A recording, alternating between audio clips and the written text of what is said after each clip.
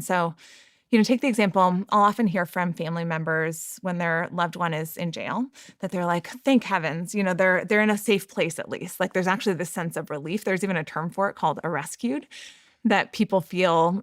I think it just goes to the desperation that families are dealing with, but this idea that like that's a safe intervention. And you hear these stories, right, of someone who they get locked up and like that's their eureka moment.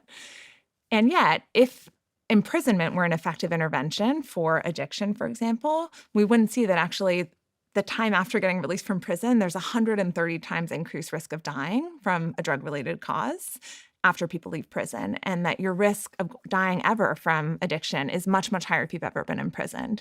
And so I think there are those stories, but we tend to elevate those like amazing narratives, and we miss the fact that so many other people are going to die in pain and alone and isolated because they have no hope. And so it's not to discount those moments, and some people are incredibly resilient, and against all odds, even with the most trauma, they can, make it through, and that's incredible.